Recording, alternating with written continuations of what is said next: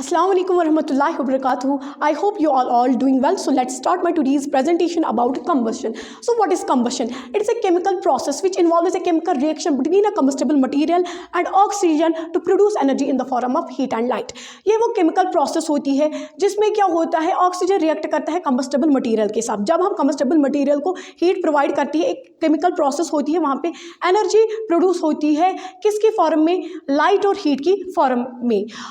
Based on intensity and nature of combustion, it can be of three types. First is rapid combustion, second is spontaneous combustion, third one is explosive combustion. So what is rapid combustion? It is that type of combustion in which heat and light are produced in a short period of time.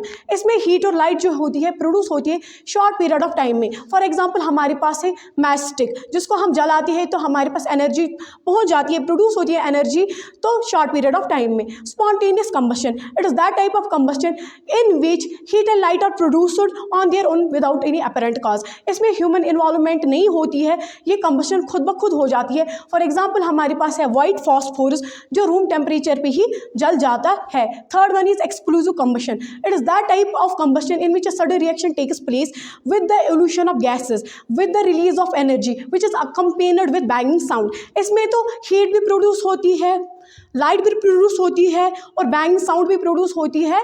और क्या होती है, हमारे पास है fire crackers, जब हम उनको जलाते हैं तो एक तो साउंड भी प्रोड्यूस होती है, गैसेस भी, और हमारे पास एनर्जी भी पहुंच जाती है. अब हमारे पास कौन सी सबस्टेंसेस है जो काबिलियत रखती है जलने की, और वो सबस्टेंसेस जो काबिलियत नहीं रखते हैं जलने की.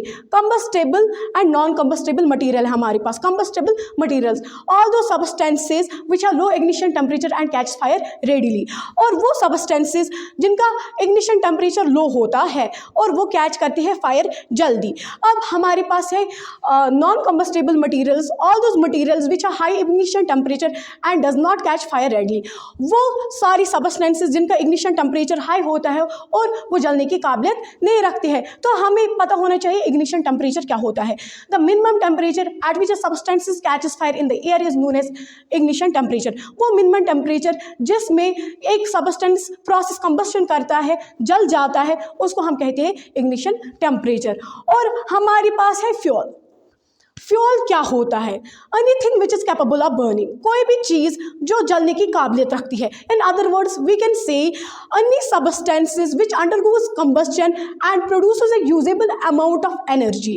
कोई भी सबस्टेंसेस जो जलता है फिर हमें वो एनर्जी प्रोवाइड करता है in the form of heat and light, उसको हम फ्यूल कहेंगे. अब हमारे पास है वो सबस्टेंसेस, हमारे पास आधी सबस्टेंसेस होती है वो जलते हैं मगर उनमें फ्लेम नहीं होती है. तो हमारे पास वो दो कैटेगरीज आती है, inflammable and non flammable substances. Inflammable substances all those substances which have low ignition temperature and low ignition temperature इनमें होता है. कौन से सबस्टेंस? इनफ्लेमेबल सबस्टेंसेस में लो इग्निशन टेम्परेचर तो होता है एंड बर्न्स विद फ्लेम. ये जलते हैं किसके साथ? फ्लेम के साथ. अब inflammable substances all those substances which are high ignition temperature and does not burn with flame. ये वो सबस्टेंसेस होती है जो फ्लेम के साथ नहीं जलते हैं.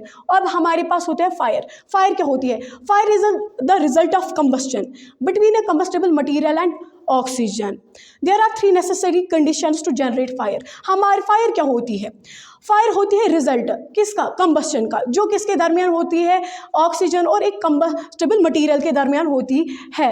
और हमारे पास थ्री नेसेसरी कंडीशंस है.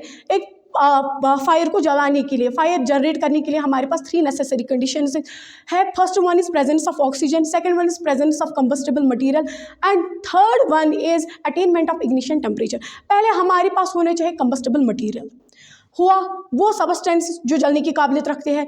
दूसरा ऑक्सीजन जो हमारी एटमॉस्फेयर में प्रेजेंट ही होता है वो. और तीसरी चीज़ क्या है? हमें उसको हीट इतनी देनी है कि वो अब अपनी इग्निशन टेम्परेचर पे पहुंच जाए और कंबस्शन प्रोसेस करे.